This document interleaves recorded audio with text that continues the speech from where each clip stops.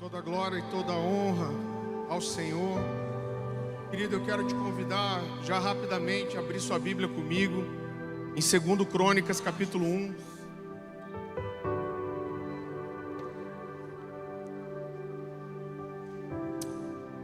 Meu nome é Farley, eu sou pastor da Cornerstone em Curitiba. 2 Crônicas, capítulo 1, versículo 6. A palavra do Senhor diz assim: Salomão ofereceu ao Senhor 1000 holocaustos sobre o altar de bronze na tenda do encontro. Naquela noite Deus apareceu a Salomão e lhe disse: peça-me o que queres e eu te darei. Salomão respondeu: tu fostes muito bondoso para com meu pai Davi e me fizeste rei em seu lugar. Agora, Senhor Deus, que se confirme a tua promessa a meu pai Davi, pois me fizeste rei sobre um povo tão numeroso quanto o pó da terra. Dá-me sabedoria e conhecimento para que eu possa liderar essa nação, pois quem pode governar esse teu tão grande povo? Deus disse a Salomão: já que esse é o desejo do seu coração, e você não pediu riquezas, nem bens, nem honra, nem a morte dos seus inimigos, nem vida longa, mas sabedoria e conhecimento para governar o meu povo, sobre o qual o fiz rei, você receberá o que pediu, mas também lhe darei riquezas, bens e honra, como nenhum rei antes de você teve, e nenhum depois de você o terá. Queridos, quando a gente olha para a vida de Salomão, a gente vai perceber que Salomão aparece no texto bíblico como o sinal profético de um novo tempo sobre Israel. O seu nascimento é o selo de um tempo novo, não só sobre a vida de Davi, como de Batseba, mas sobre toda a nação. A Bíblia diz que Davi consolou sua esposa depois da morte, do primeiro filho que ele tinha gerado nela, e Deus dá a eles esse filho chamado Salomão. É muito interessante quantas coisas envolvem o nascimento de Salomão. A Bíblia mostra que o próprio Deus escolheu o nome dele antes do seu nascimento. Então, em 1 Crônicas 22:11, a palavra do Senhor vai dizer: mas veio a minha palavra do Senhor, você matou muita gente, empreendeu muitas guerras, por isso você não construirá um templo em honra ao meu nome. Isso é Deus dizendo a Davi: pois derramou muito sangue na terra diante de mim, mas você terá um filho, que será um homem de paz, e eu farei com que ele tenha paz com todos os seus inimigos ao redor dele, e o seu nome será Salomão, e eu darei paz e tranquilidade a Israel durante o seu reinado. O nome Salomão significa paz, e Deus diz que o nascimento de Salomão inauguraria um período de paz. O seu reinado seria um reinado de paz. A Bíblia diz que assim que Salomão nasceu, Deus o amou. Davi faz uma coisa muito interessante: ele leva o seu filho para o profeta Natã, o profeta que tinha profetizado que o outro filho morreria. E a Bíblia diz que quando Natã pega Salomão no colo, Natã o chama de Gedidias, que significa amado de Yahvé. Olha só que interessante isso, logo à frente, em 1 Crônicas 22, versículo 10, você nem precisa abrir, mas esse é o texto, a primeira vez na Bíblia que Deus diz que seria o Abba, o pai de alguém. E esse texto está falando de Salomão. Logo no início do reinado de Salomão, a gente vai perceber que Salomão seguiu todas as ordens, não só de Davi seu pai. Ele tinha um desejo genuíno de honrar Davi, a memória de Davi, a fidelidade de Davi. Ele foi zeloso em honrar seu pai, mas ele foi também zeloso em honrar o Senhor. E a Bíblia diz que Salomão agrada tanto o coração de Deus, a ponto de Deus o exaltá-lo muitíssimo.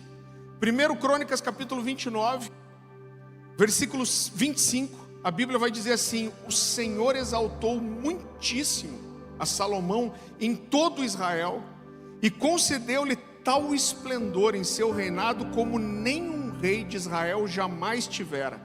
E queridos, em uma noite muito especial, depois de Salomão ter agradado a Deus mais uma vez, oferecido a Deus 1000 holocaustos de adoração, Deus aparece para Salomão e diz algo muito especial para ele. Deus diz: olha, Salomão, eu me agrado de você, a sua vida me agrada. E Deus diz para ele: me peça o que você quiser e eu vou te dar. Queridos, esse texto mexe com o meu coração, eu me coloco nesse lugar, eu imaginei como eu me sentiria ao ver Deus falando para mim: olha, Farley, peça o que você quiser que eu vou te dar.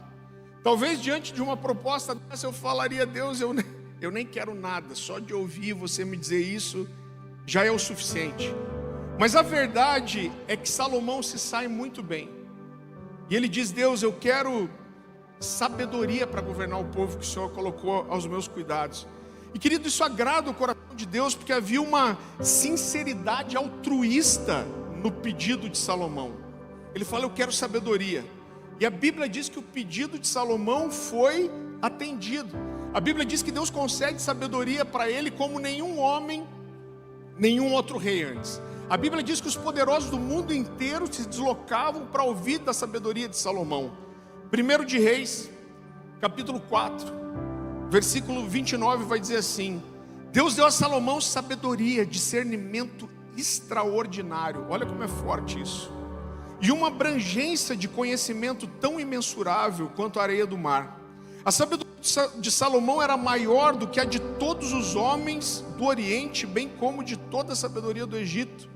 Ele era mais sábio do que qualquer outro homem, mais do que o Esraíta Etã, mais sábio do que Emã, Calcol ou Darda, filhos de Maol. E a sua fama espalhou-se por todas as nações ao seu redor. Queridos, quando a gente olha para tudo isso, não só o conteúdo profético, as palavras proféticas sobre Salomão, mas como ele começou a sua vida fiel, toda a graça, a sabedoria que Deus deu para ele, a gente vê que Salomão tinha tudo para ser o rei mais incrível da história de Israel. Salomão atrai o favor de Deus. A Bíblia diz que quando ele termina de construir o templo, com todas as ordens que Deus deu, e os sacerdotes se preparam para consagrar aquele templo, a Bíblia diz que a glória do Senhor vem sobre aquele lugar, a ponto dos sacerdotes não conseguirem prestar os seus ofícios. Então Salomão era o rei mais sábio, mais poderoso, mais rico que já havia existido, alguém com o favor de Deus, com a manifestação sobrenatural de Deus. E Salomão foi fiel por pelo menos 24 anos. Mas com o passar dos anos, conforme ele foi envelhecendo, ele se perdeu. E há tão poucos detalhes sobre o final da vida de Salomão, e eu olho para isso, e eu entendo que é justamente, querido, porque ele se tornou um motivo de vergonha. A Bíblia diz que ele teve muitas mulheres estrangeiras, mulheres das quais Deus tinha proibido ele de se envolver. A Bíblia fala, de 1000 mulheres, 700 esposas e 300 concubinas. 700 esposas significa 700 sogras também, irmão? Com certeza ia dar errado.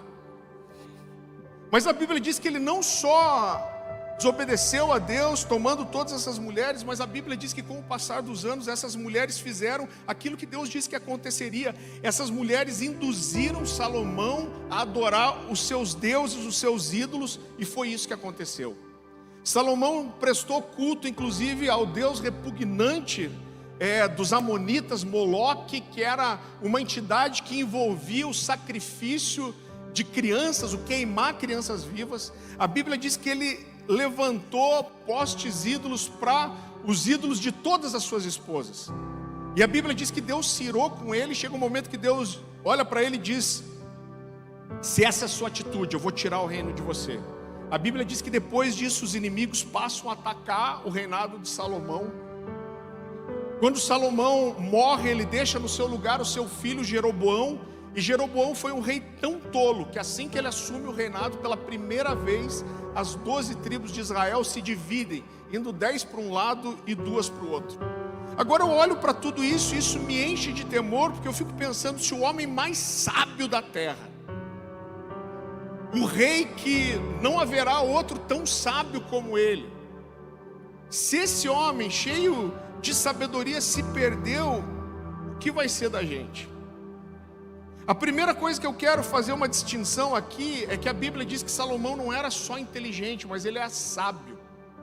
E queridos, a sabedoria tem muito mais a ver com a forma que eu uso a minha inteligência do que com a inteligência em si. A sabedoria não envolve só a inteligência, ela fala de usar a inteligência da melhor maneira, com prudência, com equilíbrio, com astúcia, com maturidade. E o que aconteceu com esse homem. O próprio Salomão vai dizer em Eclesiastes capítulo 7, versículo 8, ele diz assim, melhor é o fim das coisas do que o começo. Por quê? Porque ele começou muito bem e ele terminou mal. Agora, para onde foi a sabedoria de Salomão? E querido, eu olho para as escrituras e eu percebo que Salomão não seguiu o seu próprio conselho.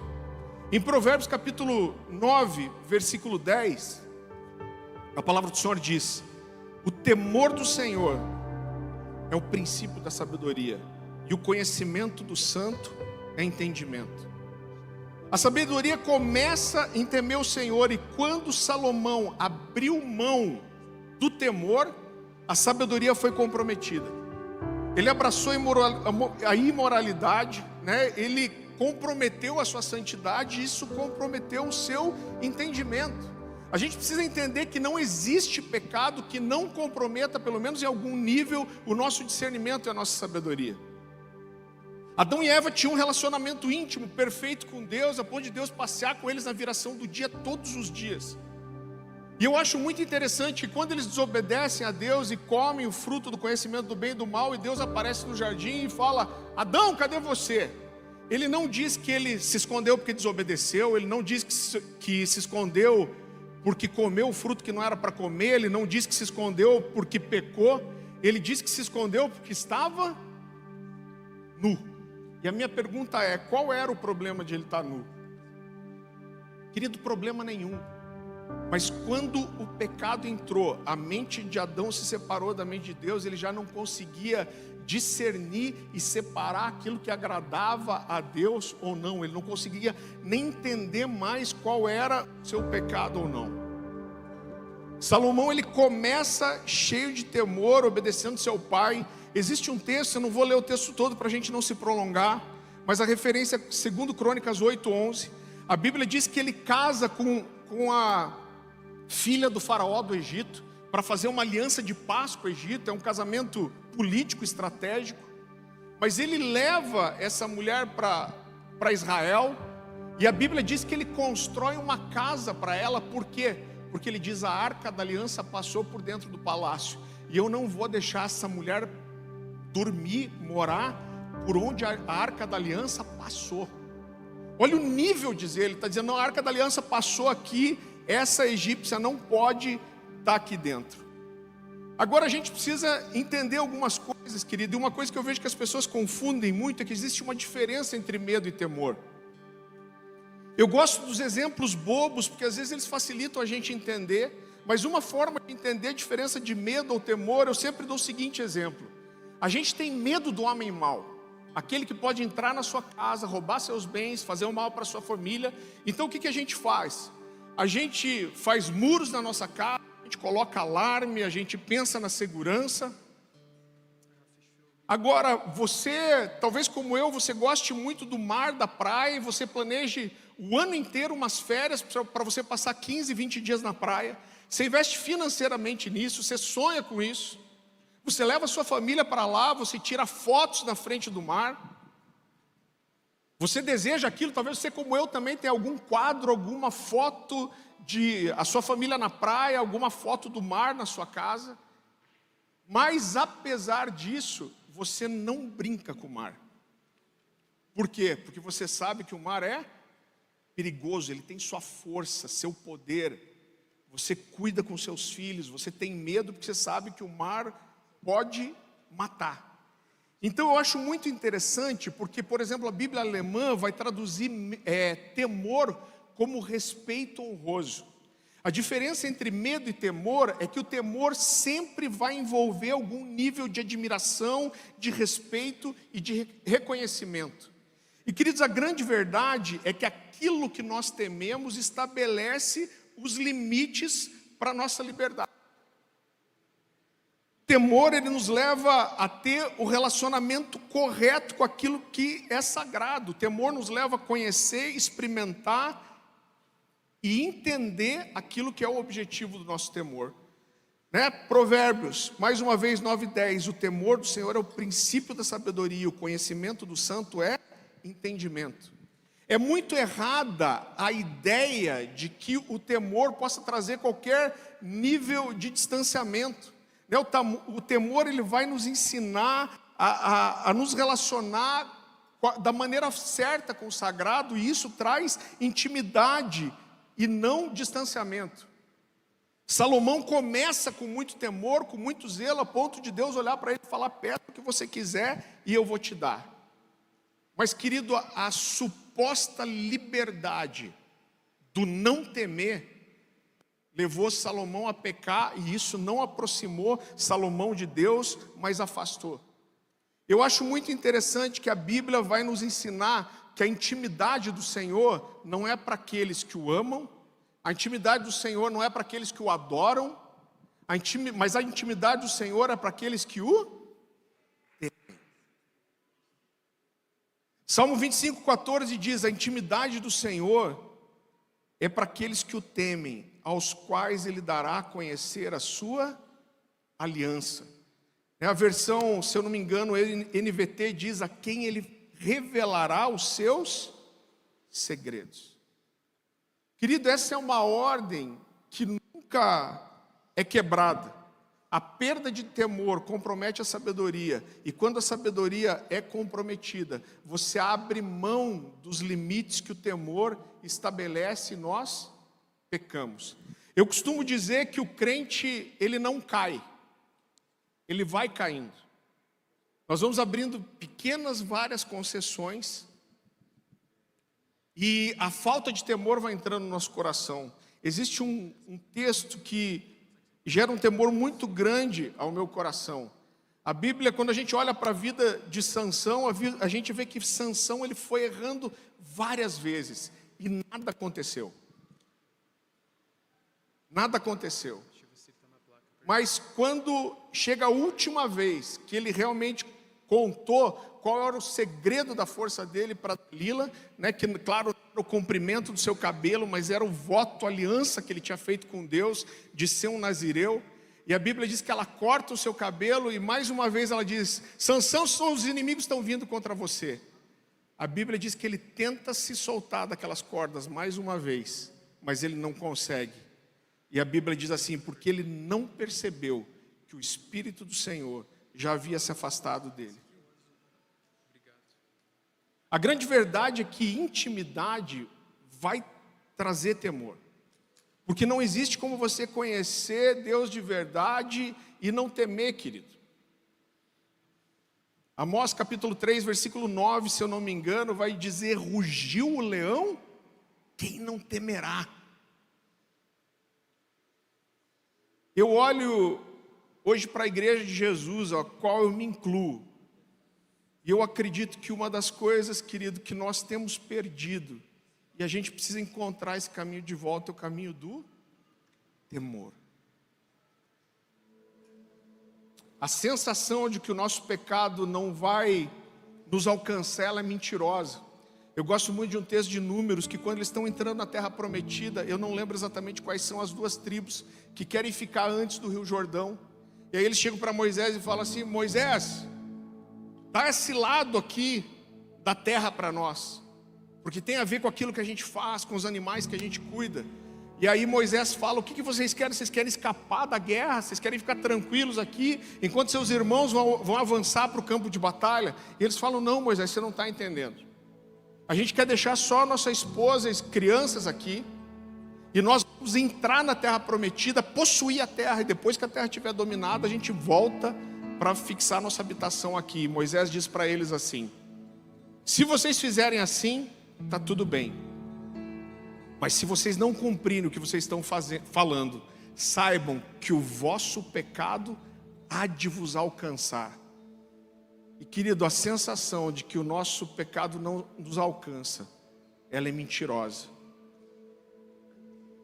Então a gente precisa encontrar de volta esse caminho, esse lugar de temor, de falar: Deus, que o teu temor esteja no meu coração, que em tudo que eu faço, em tudo que eu penso, que isso possa ser dirigido e regido pelo temor do Senhor.